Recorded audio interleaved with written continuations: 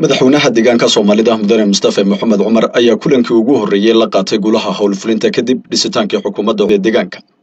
Fadhigan oo noqonaya kii shanaad ee golaha wasiirada ayuu madaxweynuhu ka soo jeediyay jihooyin qorshayaal iyo awaamiro loo baahan yahay in mas'uuliyiintu ay dhaqan galiyaan. arrimaha jiray waxay ahaayeen mashquulkii transitionka oo keenayay habacsanaan dhanka adeeg bixinta sareynta sharciga hooseysay shaqaalid la'aan iyo nidaamka guddi ku shaqeynta oo isna meesha aan ka jirin taasoo keentay cabashooyin fara badan oo gudaha ah iyo banaanka qaar banaanka ay sheegayeen qaar inagu aan sheegaynin iska qabsi xabsida ka jiray baa jira oo xilligii loo baahnaa aan la xallin jirin oo iska jiitamayay dhibaatana ku keenayay habsocodka shaqada waxyaalahaasoo dhan waxyaalihii aynu soo aragnay transitionku uu keenay ama inaga fahankeena transitionku uu keenay laga yaabo in la xallin kari lahaaba haddii lagu baraarugsan yahay ayay ahaayeen qodobada aan 2014 taariikhda hadda ama 2021 inta ka harsan iyo 2020 aan fulinayno waa in qorshihii 2014 iyo kan 10 sano ee dalka deegaanka baan dib u eegno mashaariicda horumarineed ee socda inaan dardar gelino waxaad ogtihiin muddo 8 bilood ah qaabab kala duwan doorasho maan ku jirnay kol aan sugaynay inay dhacdo iyo kol dib loo dhigay sidaa daraadeed dib u dhac baa ka jira xagga mashaariicda arrintaas arrimaha aynu hadda si dhaqso ah u qaadanayno assignment inaan bedelo weeyaan kuwii dhammaaday laftigooda ka shaqaalaysiintooda inay shaqeeyaan functionalization waxaa jira hel santaro iyo iskuulaad la dhisay oo iska xidhan marka wixii loo dhisay adeeg inay bixiyaan baa kuwaana inaynu u qaadano assignment si dhaqso ah in wax looga bedelo iyo guud ahaan adeeg bixinta iyo kor u qaadida tayada si loo xoojiyo xarig jarka mashaariic dhamaatay inaan 3 bilood soo socoto wixii dhamaanaya quick wins mashaariicda dhaqso u dhamaan kara 3 bilood gudahood aynu xarig ka jari karno inaan identify garayno oo soo gudbino oo waxyaalaha loo baahan yahay inaan qaadano arrinta kale jihada ay qaadanayna waa dakhliga aan dawladdu ma soconayso wali waxa hadda laga yaabaa in miisaaniyadda aan ku xisaabtamaynay cidhiidhi ku yimaada laga yaabaa iyo culays duruufaha jira awgeed dakhliga xaggiisana xooga inaan saarno waa aad bay muhiim u tahay sicir bararka laftigiisa inaan xooga saarno wixii laga qaban lahaa oo isugu jira long term iyo short term nidaamka ganacsiga maxaa ka khaldan nidaamka lacagaha maxaa ka khaldan dib loo eego maxaan adkeyn karnaa iyo ka kale oo ah wax soo saarka sidoo kordhina in la qaato soo jiidashada maalgashiga ama investment promotion in la sameeyo deegaanku waa deegaan aan maalgashi macnali ka socon biyo-gelinta magaalooyinka waaweyn sida jigjigo oo kale waxyaalaha aynu xooga saarayno adeegyada asaasiga sida waxbarashada caafimaadka kaabayaasha dhaqaalaha shaqo abuurka horumarinta iyo adkeynta nidaamka dhismaha iyo dhamaystirka mashaariicda oo antiyaha hore aan u sheegaa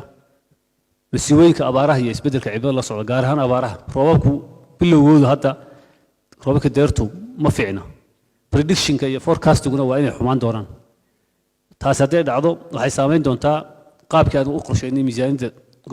degmooyinka iyo tan deegaankaba marka in drought response plan ama preparedness plan la diyaariyo daruuri bay noqon doontaa adkeynta nabadgelyada sugidda amniga iyo xoojinta hay'adaha cadaaladda waa wixii hadda ka hor baan ka wada hadalnay meelihii goldolooyin ka jireen in maaragtay la xoojiyo waa muhiim xagga jihooyinka shaqada la xidhiidha in la ilaaliyo saacadaha shaqada hanaanka guddi ku shaqeynta oo yareynaya eexda iyo musuqa haddii guddi lagu shaqeeyo waxa la qabanaya ama waa shaqaaleyn ama mashaariic la bixinayo ama adeeg bixin weeyaan hal qof waxa ka maskax badan laba qof waxa ka maskax 3 qof marka in guddi ku shaqeynta la xoojiyo accountability-ga iyo caddaanta ay xoojin lahayd waxyaalaha goldolooyinka inaga haystay ee dawladdeena inta badan lagu dhaliilayay waad ogtiin waxay ahayd in walow shaqooyinkii la delegate gareeyay oo xafiiska madaxweynaha delegation buuxa laga bixiyay in meelaha qaarkood delegationka hoos una tegaynin oo shaqadii ay ku ekaanayso korka ama madaxxabsiyada ay ku ekaan haddii hoos u degto ay ku ekaan ku xigeen hadday dhaafto agaasin laakiin shaqaalihii kale ee xafiiska joogay shaqo tirsan oo la garanayo iyo dhaqdhaqaaq ay ku shaqeeyaan inuu meelaha badan ka jirin maaha meel walba laakiin meelo badan inuu ka jirin weeye adeeg bixinta xafiisyadu way hooseysay waxayna ka imanaysaa arrimaha hadda laga hadlay shaqagalka fahanka adeegidda iyo mashquulkii siyaasadeed ee la galay oo saameynaya hogaaminta ilaalinta sareynta sharciga goldolooyin baa jira meelaha qaarkood dad baa isdilaya dadkii wax dilay oo la garanayo lama qabanayo waxaa lagu macnaynayaa oo isku dhac qabiil waxay ahayd in individual responsibility noqoto oo qofka dhibaatada geysay criminal issue qofku dilay in la qabto yaa waxa qof dilay waxa la leeyahay ree hebel baa ree hebel dilay waxa ku dhaxlumaysaa muxuu ahaayay isla xisaabtankii sharciga sharciga maareynta qandaraasyada dhibaatada ugu weyn ee musuq dadku ay sheegaan wuxuu la xiriiray qandaraaska contract administration taas dhinac waxa ka jiray waxyaalo maartay improvement ya oo qandaraasyadu waxay ahayn qandaraasyadu inta badan qoomiyada aan deegaankeena ahayn bay qaadan jireen kuwa waaweyn oo kale matalan 3 sano waa laga dadaalay in mashaariicdu ay Soomaali qaadato marka xagga improvement bay ahayd in Soomaalidu ay qaadato mashaariicda haddii xitaa ku tarfal u jiro mid Soomaali dhexdiisa inuu noqdo oo la kala qaato waa laga dadaalay laakiin waddo lagu bixinayo cad meena jirin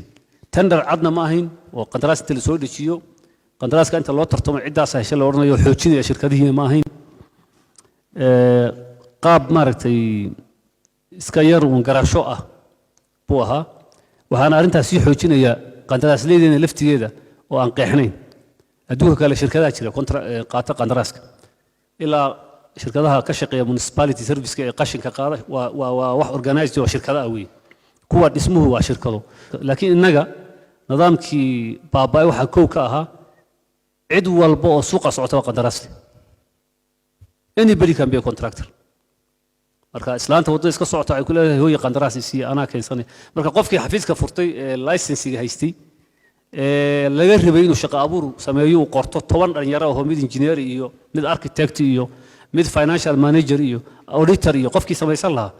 wuxuu shaqo u sameeyo xafiis ku furto macnaheedu ma laha